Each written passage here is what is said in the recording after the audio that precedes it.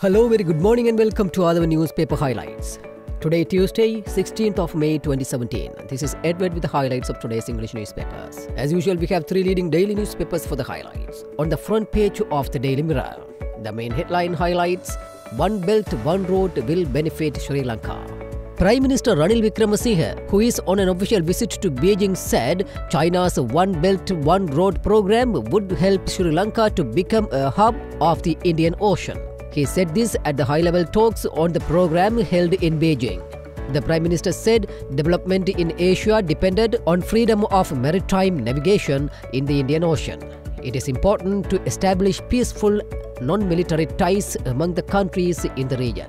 He said Sri Lanka expected to become a hub in the Indian Ocean using its strategic location and pointed out that all countries were part of the One Belt, One Road program and should strive towards ensuring its success.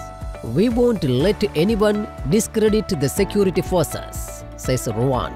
Some politicians in the north criticize the forces from time to time, but they should remember that it is the forces who help them whenever there are disasters. State Minister of Defence Ruwan Wijewardena said yesterday no one would be allowed to discredit the security forces who had fearlessly safeguarded the country.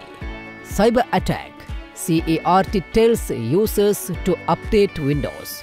Although there have been no incidents reported from Sri Lanka so far about the global cyber attack, the Computer Emergency Readiness Team have advised users to keep their Windows systems updated with a backup as a precautionary measure.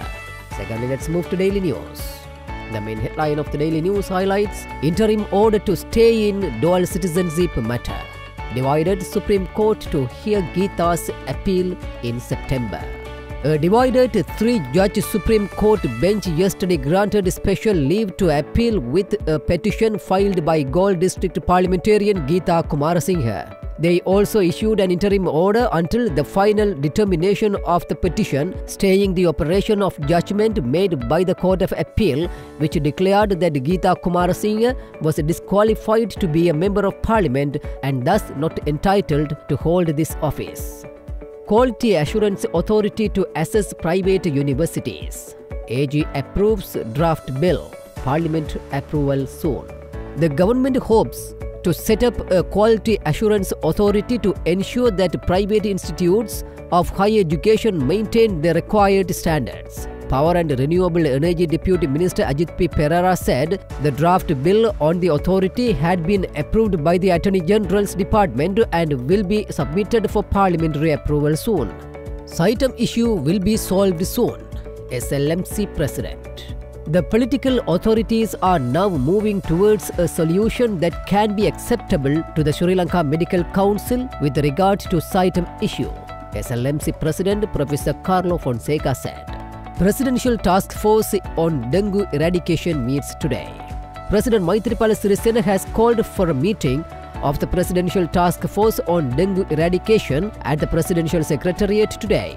The President has convened the meeting with a view to give necessary prioritization and guidelines for prevention of dengue in the country, President's Media Division sources said.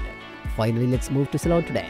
The main headline of the Ceylon Today highlights Chinese President assures more Chinese money for Lankan ports.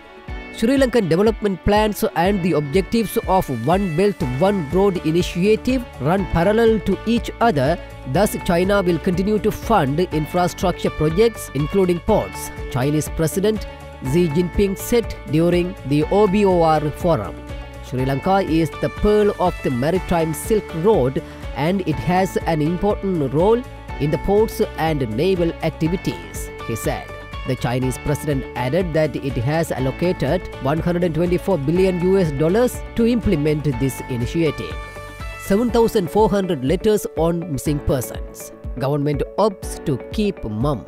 TNA Vani District MP Sivashakti Anandan says that though 7,400 letters relating to those who had disappeared during the separatist war had been submitted to President Maithripala Sirisena, there had been no response to the issue thus far. Treasury bond issue probe. Chaos as Mahendran's council submits confidential report. Chaos and controversy prevailed yesterday at the Presidential Commission investigating into the Treasury bond issue when lawyers representing former Governor of the Central Bank Arjun Mahendran attempted to submit a confidential report of the Central Bank of Sri Lanka. Mithotamulla garbage dump, DMC gives the all clear. The Disaster Management Center said yesterday that there will be no danger of future landslides in the area surrounding the garbage dump in Mithotamulla during the upcoming monsoon season. With that, let's come to an end of today's paper highlights. We will come with more news tomorrow morning. Thanks for listening to Athavan Newspaper Highlights.